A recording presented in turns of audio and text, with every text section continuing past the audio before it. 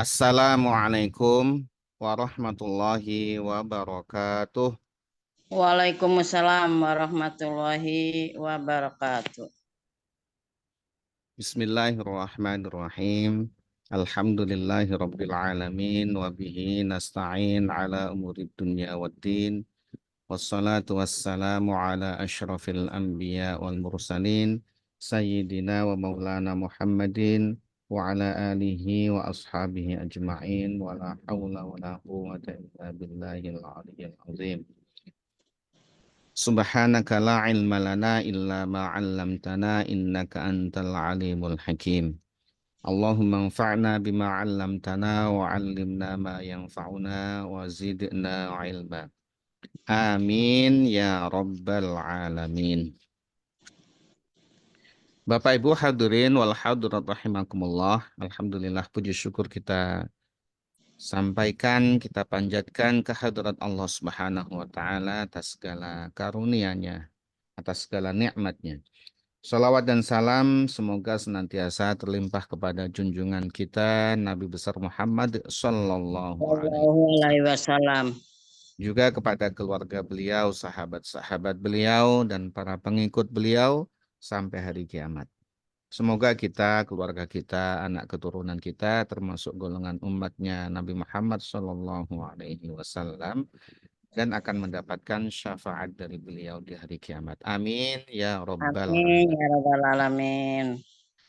Bapak Ibu hadirin wal hadirat rahimakumullah. Alhamdulillah malam hari ini kita diperkenankan kembali oleh Allah Subhanahu wa taala untuk melanjutkan kajian kitab Riyadhus Shalihin. Insya Allah malam hari ini kita akan mengkaji hadis yang ke-164.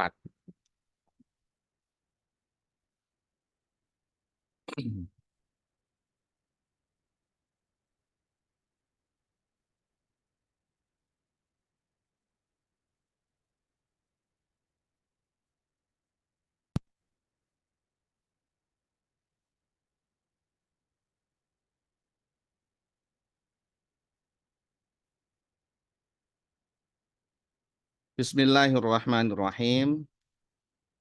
Qala al-muallifu rahimahullahu ta'ala wa nafa'ana bihi wa bi'ulumihi fid dharaini amin.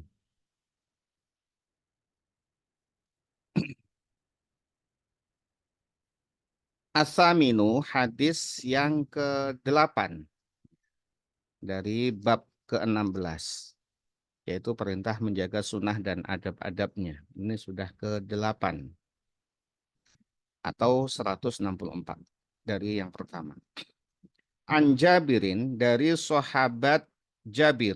Sahabat Jabir bin Abdullah Al-Ansari Al-Khazraj.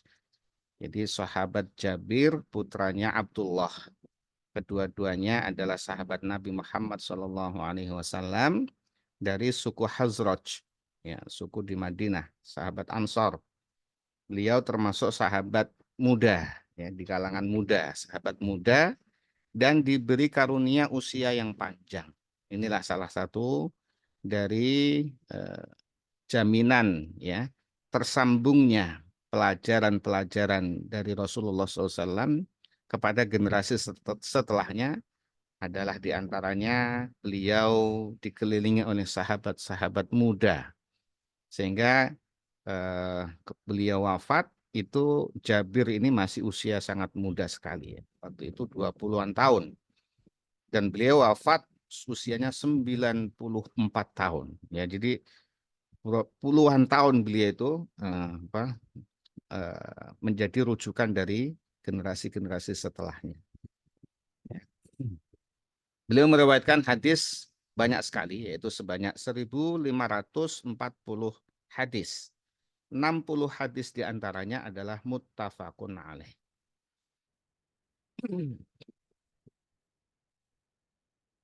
Qala berkata, radhiyallahu anhu, semoga Allah meridai sahabat Jabir.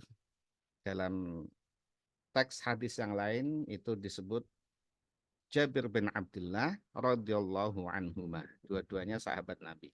Semoga Allah meridai keduanya. Qala berkata sahabat Jabir, qala Rasulullah sallallahu alaihi wasallam, bersabda Rasulullah sallallahu alaihi wasallam. Sabda beliau, "Masali wa masalukum kama sali rajulin au qadanara faja'ala al-janadibu wal farashu yaqa'na fiha." Masali, perumpamaan aku, wa masalukum, dan kalian, ya, perumpamaanku dan perumpamaan kalian. Kalian ini adalah sahabat Nabi dan juga umatnya Nabi Muhammad SAW. Kama sali rojulin, ya, beliau mengumpamakan, ya, agar kemudian difahami oleh sahabat, difahami oleh umatnya.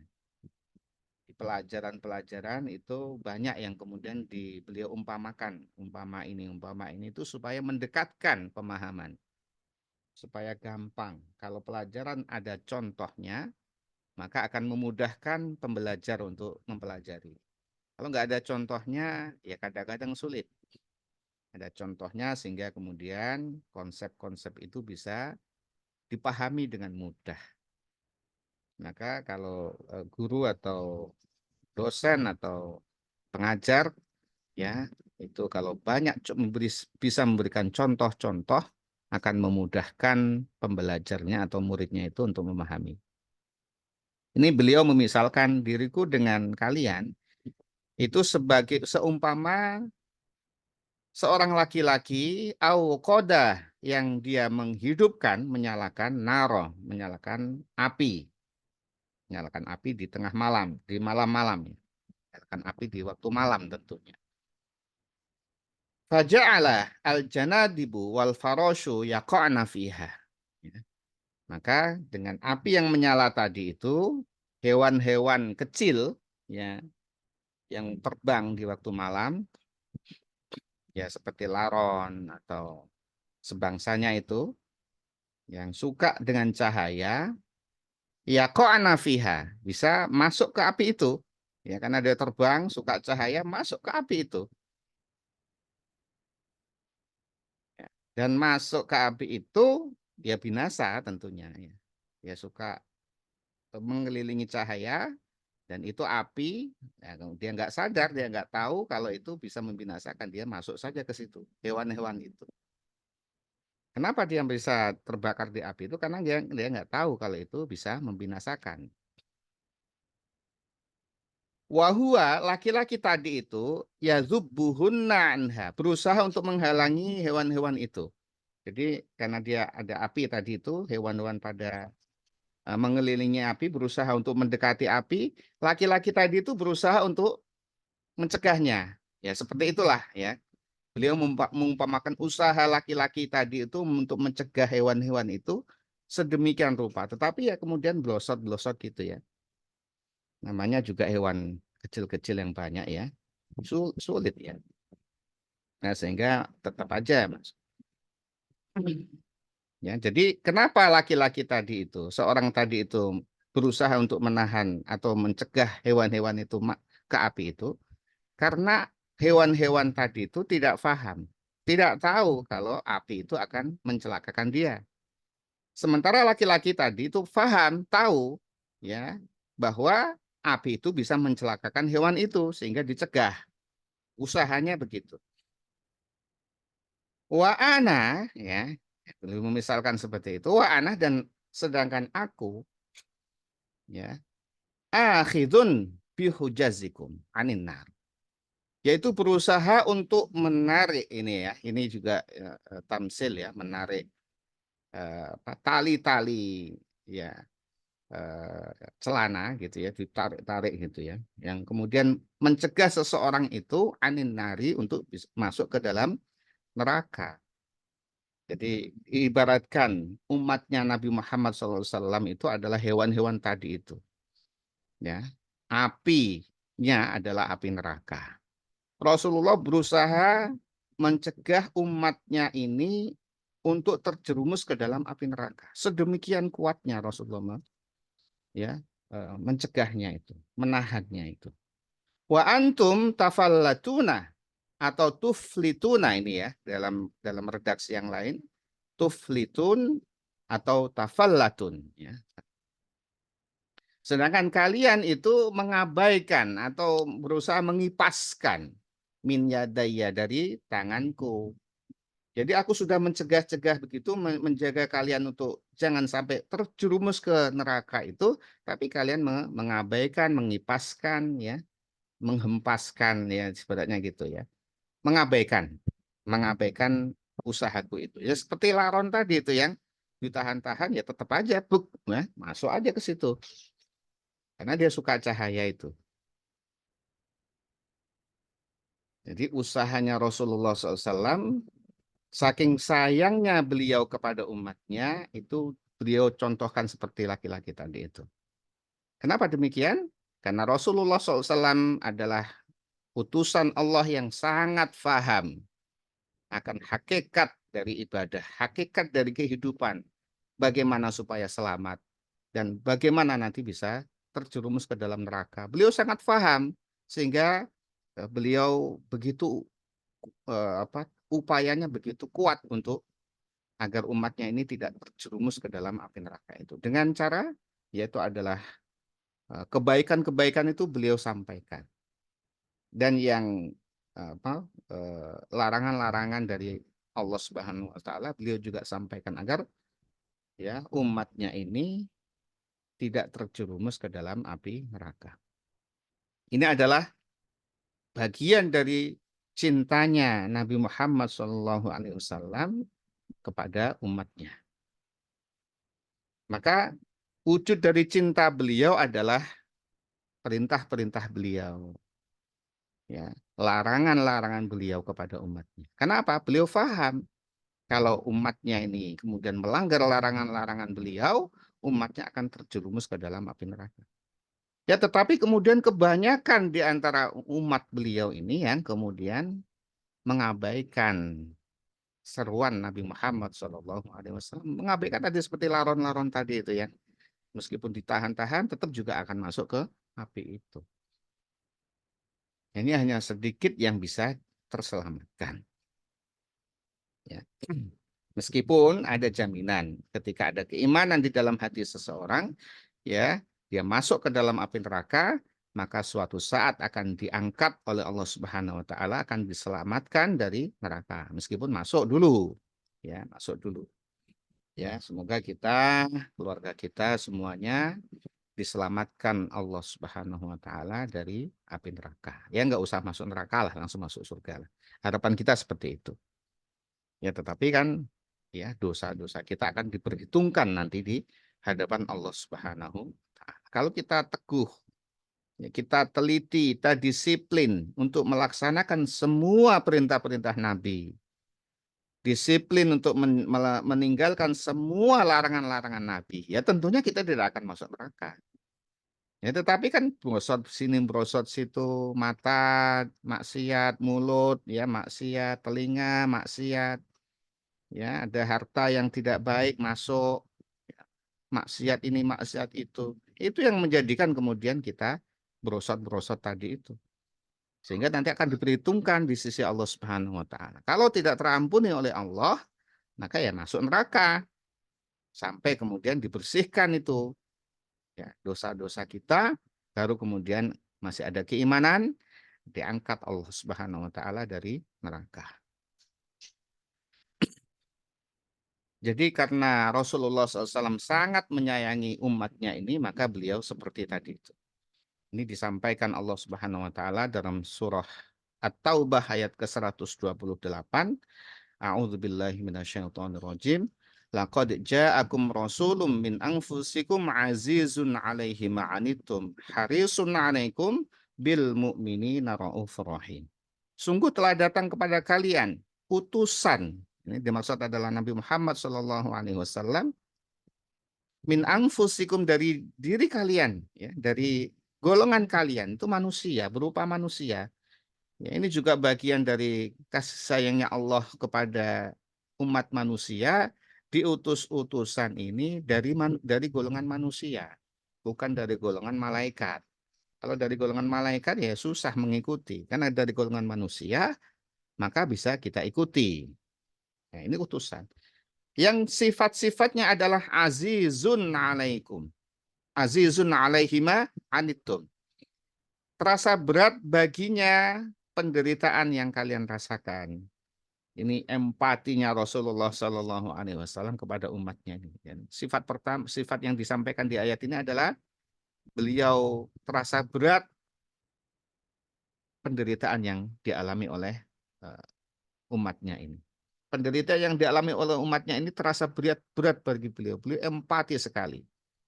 Beliau tidak tahan kalau ada sahabat Nabi yang kesusahan. Siapapun yang meminta kepada Nabi pasti akan diberikan. Apapun permintaan itu. Ya, sampai kalau minta berkali-kali juga akan diberi. Karena sayangnya kepada umatnya, kepada sahabat. Minta, kalau beliau punya uang, punya harta, diminta pasti diberikan. Diminta lagi, diberi lagi. Tidak ada kemudian, kamu kan sudah, kamu kan tadi sudah. Tidak ada, diberi. Selama minta selalu diberi. Enggak minta aja diberi, apalagi minta.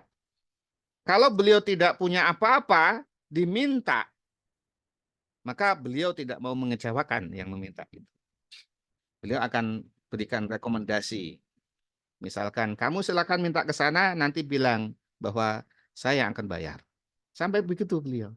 Tidak tahan dengan apa yang dialami oleh umatnya ini. Sampai suatu ketika Abu Hurairah, ya, sahabat Abu Hurairah, itu terlihat lesu karena tidak makan sehari semalam. Tidak semangat begitu karena lesu. Sedangkan beliau saat itu adalah sudah 2 hari 2 malam tidak makan. Itu beliau biasa saja, ya. Kemudian beliau mengikatkan batu di perut beliau, itu begitu beliau mengikatkan batu di perut beliau agar tidak terasa lapar meskipun sudah 2 hari 2 malam. Beliau biasa saja. Tapi begitu melihat sahabat Abu Hurairah lesu, ditanya, kenapa kamu lesu? Saya sudah sehari semalam nggak makan ya Rasulullah. Mendengar sahabatnya tidak makan sehari semalam, beliau langsung, udah kita cari makan. Padahal tadi beliau 2 hari 2 malam tidak masalah.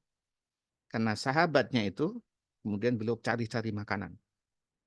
Ya, kemudian ditemukan ada susu yang cukup untuk 1 orang, diberikan kepada sahabat Abu Hurairah. Dan sahabat Abu Hurairah mengatakan, engkau ya Rasulullah yang sudah tidak 2 hari 2 malam tidak makan. Untuk kamu wahai Abu Hurairah. Kalau aku biasa saja. Ayo ya, beliau mempersilahkan sahabatnya untuk meminum susunya itu. Ya, azizun alaihiman. Di dunia saja Rasulullah itu tidak tahan dengan penderitaan yang dialami oleh umatnya, apalagi di akhirat. Ini kalau disampaikan ada hadisnya sendiri. Sampai kemudian ada syafaat Nabi Muhammad SAW di hari kiamat itu, yaitu tadi Rasulullah sangat tidak tahan dengan penderitaan umatnya. Pemimpin sejati ya seperti ini. Pemimpin yang sangat tinggi empatinya. Kemudian harisun alaikum. Yang sangat menginginkan, haris itu sangat menginginkan keselamatan bagi kalian. Nah ini hadisnya.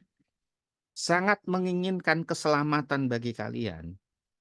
Yaitu dengan upaya, dengan amar ma'ruf nahi mungkar beliau itu. Maka seorang yang sayang kepada orang lain itu pasti ya kalau ada kebaikan ingin orang itu untuk melakukan. Kalau ada keburukan ingin orang itu untuk tidak melakukan. Seorang ibu yang sayang atau ayah atau ibu yang sayang kepada anaknya, ketika tahu anaknya kecil naik ke pohon, pasti teriak dia. Teriak itu. Atau kemudian berupaya supaya anaknya ini jangan naik terus gitu, dipegangin atau bagaimana. Tapi kalau orang nggak kenal misalnya, orang nggak kenal apalagi orang jauh melihat anak naik pohon, paling-paling hanya dilihat saja. Anak ini kok ini ya, nanti jatuh bagaimana? Orang tuanya di mana? Paling begitu aja batin di dalam hati. Kalau tetangga paling ngasih tahu orang tua, anakmu naik pohon tuh. Tapi kalau ibu dikasih tahu anakmu itu naik pohon, meskipun lagi masak goreng tempe atau apa, langsung ditinggal. Wah, langsung teriak, apalagi ibu ya. Kenapa ibu sampai demikian? Karena sayangnya kepada anaknya itu. Jadi sayang itu bisa menjadi cerewet seperti itu.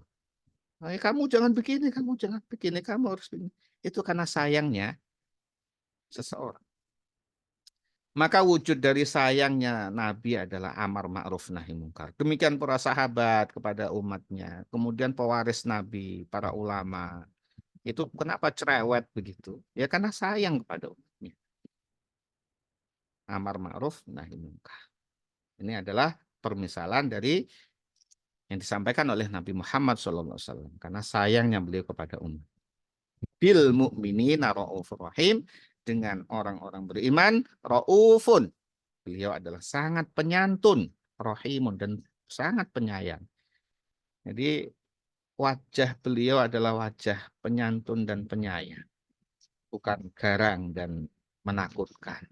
Ya, Nabi Muhammad SAW. Siapa saja yang memandang beliau pasti tertarik, tertarik sebelum mengikuti. Ya, karena beliau sangat santun dan penyayang. Wajahnya adalah wajah yang senyum, bukan wajah yang garang dan menakutkan. Berada di sisi beliau adalah nyaman karena memang beliau penyayang, bukan tenang karena menakutkan. Ada yang tenang tapi karena takut ya. Beliau bukan karena sahabat itu takut kepada beliau, tapi karena beliau adalah sangat penyayang. Rawahu Muslim, meriwayatkan hadis tersebut adalah Imam Muslim. Kemudian Imam Nawawi menjelaskan al-janadibu nahwul jaradi wal farosh. Yang dimaksud dengan janadib itu adalah seumpama belalang dan laron. Yang memang kalau malam-malam itu suka cahaya, mengelilingi cahaya. Kalau cahaya itu api, ya dia mati di situ. Hadza huwal ma'ruful ladzi yaqa'u finnar. Itu ya. Ini contoh-contoh hewan-hewan yang suka cahaya, yang suka mengelilingi cahaya. Ya kalau itu api, dikelilingi masuk ke situ. Mati dia. Jadi Rasulullah adalah seorang laki-laki tadi, api tadi itu adalah api neraka. Ya, orang laron-laron tadi itu adalah umat beliau. Jadi karena beliau sangat faham mana jalan yang terbaik, mana jalan selamat, maka beliau menunjukkan kepada umatnya itu. Wal hujazu jam'u hujzah. Hujaz itu adalah jamaknya hujzah. Itu adalah wahiyya ma'qadul izar wassarawil. Itu adalah tali-tali celana ya. Atau kain. Sarawil itu kain. Baik.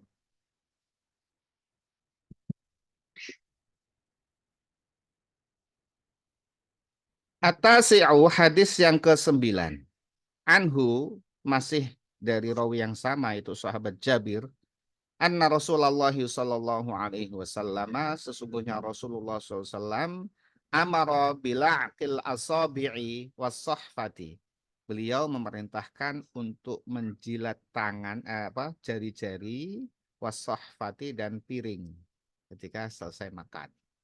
Waqala dan beliau bersabda, innakum, sungguhnya kalian semua la tadruna fi ayyiha al barakah. Kalian tidak tahu di mana bagian mana dari makanan itu yang ada berkahnya, ada barokahnya. Rawahu Muslim, meriwayatkan hadis tersebut adalah Imam Muslim. Ini juga ya bagian dari sayangnya Rasulullah, beliau faham bahwa makanan itu ada keberkahan sampai-sampai beliau menganjurkan atau meminta menyuruh kepada umatnya kalau makan pakai tangan maka pastikan tidak ada sisa. Sampai kalau ada sisa-sisa di tangan dijilatin. Itu diriwayatkan disebutkan ada beliau itu kalau makan dengan 3 jari ya jempol, telunjuk dan tengah. Beliau makan dengan 3 jari itu. Setelah selesai makan beliau akan jilat jarinya mulai dari tengah telunjuk ke jempol beliau jilatin. Itu sunnah Nabi itu. Ya kalau kita bisa lakukan itu ya, ya kalau setelah makan kita jilatin tangan jari kan. Ini mengikuti sunnah Nabi ini. Bukan karena jorok atau apa. Kalau jorok itu nggak usah didengarkan orang bilang-bilang begitu ya. Ini adalah sunnah Nabi. Ya. Karena kita tidak tahu bagian makanan mana yang ada berkahnya di situ. Ya. Siapa tahu berkah ada yang di ujung jari kita ini, sehingga kita jilat, kita dapat keberkahan itu. Keberkahan itu akan menjadikan makanan yang masuk ke tubuh kita menjadi saripati, menjadi energi. Sehingga kita kalau berkah itu kita akan termotivasi atau diringankan untuk taat kepada Allah Subhanahu wa taala. Kalau makanan itu tidak ada keberkahan, malah justru akan menjadikan kita malas taat kepada Allah Subhanahu wa taala. Diajak taat malas. Wah, ada berarti ada sesuatu yang tidak benar. Kalau itu diajak ke energi kita itu terdorong kita untuk taat kepada Allah Subhanahu wa taala, berarti salah satu ciri keberkahan makanan kita itu. Belum lagi kemudian makanan itu menjadi saripati yang nutfah, menjadi saripati sel-sel sperma, ya. Itu akan menjadikan anak-anak yang berkah, anak-anak yang soleh dan soleha. Ya, sampai makanan itu diperhatikan dalam agama ini, ya. Tidak sembarangan ini Islam itu, ya. Sampai demikian itu. Ya, kita perhatikan. Kalau kita perhatikan semua ini, maka itu tadi hidup kita akan teratur, terbimbing. Ya, kenapa kita menjadi mudah untuk taat? Ya, itu salah satunya adalah karena makanan yang kita makan itu berkah. Nah, kalau kita ecer-ecer makanan itu, kemudian sisa-sisanya udah dibuang saja, dan itu ada nilai keberkahan, sementara yang kita makan tadi ya tidak ada keberkahannya, ya ada keberkahannya ada di yang sisa itu, ya kita tidak dapatkan keberkahan. Maka Rasulullah ya menganjurkan untuk memakan makanan itu tidak ada sisa sampai dijilatin itu apa jari-jari kita. Wa fi riwayatin, di dalam riwayat Imam Muslim, dari Imam Muslim, idza waqa'at luqmatu ahadikum, ketika jatuh ya bagian makanan salah satu di antara kalian, jatuh makanan itu, fal ya'khudha, maka hendaklah dia mengambilnya. Fal yumit maka nabiha min adza, bersihkan makanan itu, kalau jatuh ada debu dibersihkan. Kalau makan mangga atau makan buah-buahan misalnya, bersihkan. Dicuci boleh, silahkan. Ya, kalau bisa dibersihkan. Kalau udah nggak bisa dibersihkan, ya jangan dimakan juga, ya. Yang masih bisa dibersihkan. Fal yakulha, maka hendaklah dia makan, makan makanan itu. Walayadaha, jangan ditinggalkan makanan itu syaiton, karena akan menjadi makanan syaitan. Wala yamsah yadahu bil mandili, jangan sekali-kali kalian hendaklah tidak salah satu di antara kalian itu mengusap tangannya atau mencuci tangannya hatta yal'aqa asabi'ahu, sampai dia menjilati. Ini sunnah Nabi. Jangan cuci dulu lah, dijilati dulu. Barangkali ada sisa-sisa itu keberkahan. Kita nggak tahu berkahnya itu, ya. Dan Rasulullah karena paham, karena tahu itu, sehingga menganjurkan ke umat. Fa innahu la yadri, maka salah satu di antara kalian itu la yadri, tidak mengetahui fi ayyi ta'amihi, pada bagian mana di antara makanannya itu al barokah, ada keberkahan, ya. Ya, kalau itu adalah keberkahan kita masukkan, yaitu tadi dampaknya. Dampaknya adalah ke energi kita menjadi energi positif. Kalau menjadi sel-sel sperma akan menurunkan anak-anak yang soleh dan soleha. Nah, kalau disia-siakan makanan itu, ya banyak sisa, makan nggak habis, sisa dibuang, maka itu akan dimanfaatkan oleh setan. Ya. Kalau bisa, kalau kita memang nggak bisa habis, kita berikan kepada hewan. Dipastikan itu dimakan oleh hewan, ayam atau apa, habis selesai. Ya kalau kita nggak bisa makan. Kalau kemudian dibuang-buang di tempat sampah atau di mana-mana berserakan, itu akan dimanfaatkan oleh setan, menjadi energinya setan. Sedangkan setan adalah musuh kita. Sama aja memberi asupan ke musuh kita, makin kuat dia gitu, ya. Wa fi riwayatin, di dalam riwayatnya dari Imam Muslim, untuk Imam Muslim, ya Imam Muslim dari riwayat yang lain, ya disampaikan sabda Nabi Muhammad SAW, tentu adalah dari sahabat Jabir, inna syaitana, sungguhnya syaitan, yahduru ahadukum, itu hadir, ya, apa ya, mengikuti salah satu di antara kalian, yaitu menyertai gitu, ya, menyertai kalian inda kulli syai', pada apapun kondisi. min sya'nihi, dari kondisinya. Yaitu apa saja itu setan selalu menyertai. Maka hendaknya kalau kita ya mau baca Quran, baca isti'adzah. A'udzubillahi minasyaitonir. Mau sholat, baca isti'adzah.